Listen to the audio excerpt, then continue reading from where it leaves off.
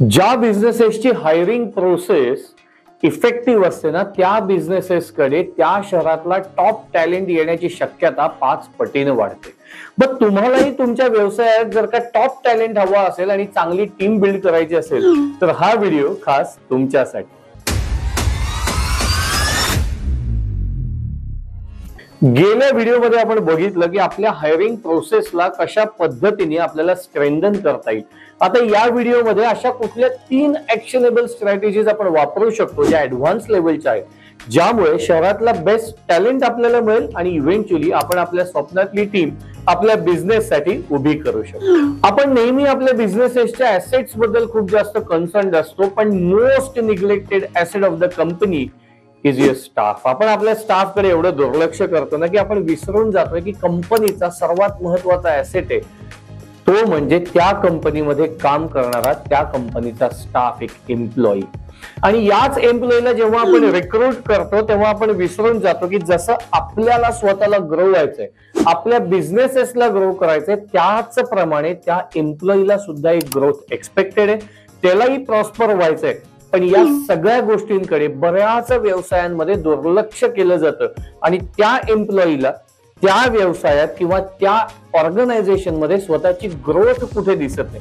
C, growth म्हणजे फक्त पगारवाढ नाहीये, ग्रोथ म्हणजे फक्त त्याला इन्सेंटिव्ह देणं नाहीये. एखादा माणूस तुमच्या कंपनीमध्ये जेव्हा रिक्रूट होतो तेव्हा त्याला माहित असायला पाहिजे की मी काय केल्यानंतर माझी पोझिशन वाढेल, माझी ग्रोथ होईल, माझा पगार वाढेल आणि कशा पद्धतीनं मी याच कंपनी बरोबर काम करत करत रिटायर होऊ शकतो. आणि फॉर एक्झाम्पल, मी या कंपनीमध्ये जर का 20 वर्ष काम केलं आणि अशा पद्धतीनं काम केलं तर इव्हेंच्युअली मी या कंपनीचा जनरल मॅनेजर बनेन, शोरूम मॅनेजर बनेन, आउटलेट मॅनेजर बनेन, नेक्स्ट टू एमडी बनेन.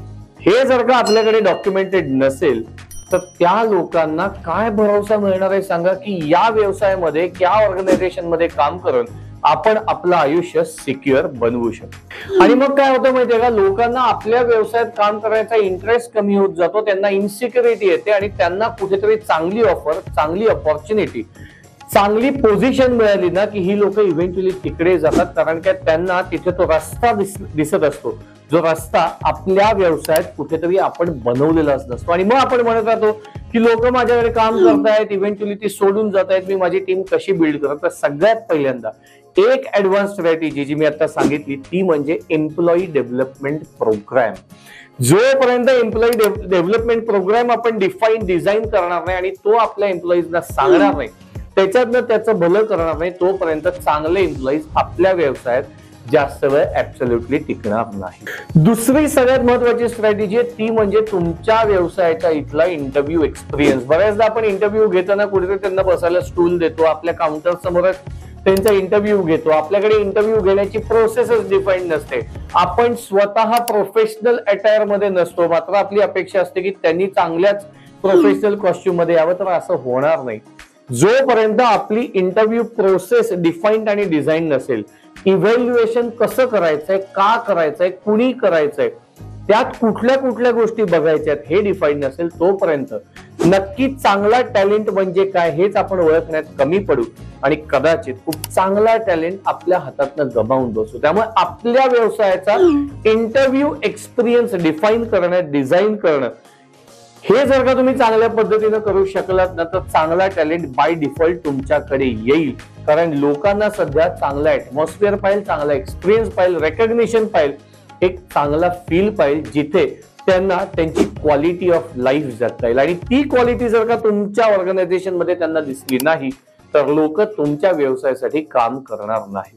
बऱ्याचदा काय होतं, आपण फक्त लोकांच्या रिव्ह्यूज बद्दल बोलतो, आपण लोकांच्या परफॉर्मन्स मॅनेजमेंट सिस्टीम बद्दल बोलतो, आपण लोकांच्या की रिस्पॉन्सिबिलिटी एरियाज आणि की परफॉर्मन्स इंडिकेटर्स म्हणजे KRS आणि KPIs बद्दल बोलतो. पण मी अनेक एम्प्लॉयर्सना जेव्हा भेटतो आणि त्यांना विचारतो की तुम्ही तुमच्या स्टाफ कडनं तुमच्याबद्दलचा रिव्ह्यू किंवा फीडबॅक लास्ट टाइम कधी घेतलाय, तर सगळेच व्यावसायिक अनुत्तरित होतात, कारण की कोणी ही प्रॅक्टिसच सध्या फॉलो करत नाहीये.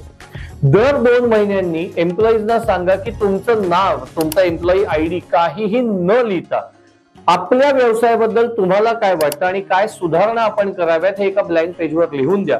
आणि त्या बॉक्समध्ये टाका, तुमच्या कन्व्हिनियन्सनी टाका, कुणी टाकलंय काय टाकलंय हे शोधत बसायचा प्रयत्न करू नका. तरच तुमच्यापर्यंत खरा फीडबॅक येईल आणि त्याच्यातनं खूप सारे इन्साइट्स मिळतील. जोपर्यंत आपण आपला हा लर्निंग अप्रोच ठेवणार नाही ना, तोपर्यंत कधीच आपण चांगले एम्प्लॉई रिलेशन्स बिल्ड करू शकणार नाहीत. आणि ज्या ऑर्गनायझेशन मध्ये एम्प्लॉई रिलेशन्स चांगले नाही आहेत ना, तिथं कुठलाच एम्प्लॉई जास्त काळ काम करणार नाही. काम करत राहिला तरी तो त्याच्या बेस्ट कपॅसिटीनी प्रोडक्टिव्हिटी देणार नाही. जरी दिली तरी तो तुमच्या बरोबर लॉयल राहणार नाही आणि इव्हेंच्युअली आपल्या बिझनेसेस मध्ये आपल्याला लॉस इन्कर करावा लागेल.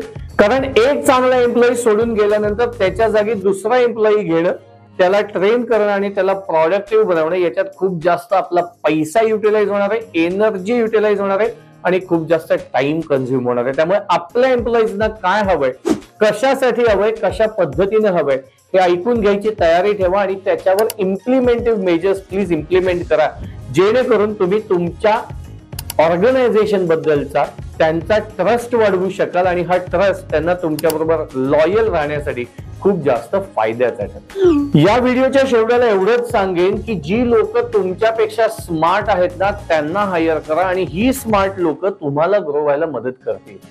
माझ्यापेक्षा शहाणा माणूस मला कंपनीत नकोय असा म्हणणारा बिझनेसमन कधीच ग्रो होऊ शकत नाही. हे या मोठं झालेल्या सगळ्या बिझनेसमन कडनं आपल्याला शिकावं लागेल.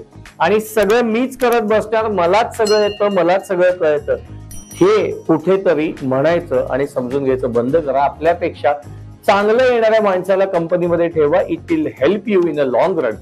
त्यामुळे जाता जाता एक शेवटची टिप ती म्हणजे होमवर्क. आणि तो होमवर्क जर का तुम्ही करू शकलात आणि कमेंट बॉक्समध्ये तो शेअर केलात तर मी आणि माझी टीम तुम्हाला निश्चित हेल्प करू शकू की कशा पद्धतीनं तुम्ही तुमच्या ऑर्गनायझेशन मध्ये एक चांगली तुमच्या स्वप्नाली टीम बिल्ड करू शकाल. तुम्हाला एवढंच करायचं की इंटरव्ह्यू प्रोसेस तुमची कशी असेल, तुमचा एम्प्लॉई डेव्हलपमेंट प्रोग्राम कसा असेल आणि कशा पद्धतीनं तुम्ही तुमच्या एम्प्लॉईज कडनं फीडबॅक घ्याल, याबद्दलचे 2-2 पॉइंट कमेंट्स मध्ये आमच्यापर्यंत पोहोचवा, जेणेकरून आम्हाला त्याच्यावर काम करता येईल आणि तुमच्या सगळ्यांची मदत करता येईल. आशा करतो की व्हिडिओ तुम्हाला आवडला असेल आणि आवडला असेल तर व्हिडिओ लाईक करा, चॅनल सबस्क्राईब करा आणि तुमच्या मनात याबद्दल काहीही प्रश्न असतील तर कमेंट मध्ये विचारायला विसरू नका. तुम्ही विचारलेल्या प्रश्नांवर एक वेगळा व्हिडिओ घेऊन यायला मला निश्चित आवडेल.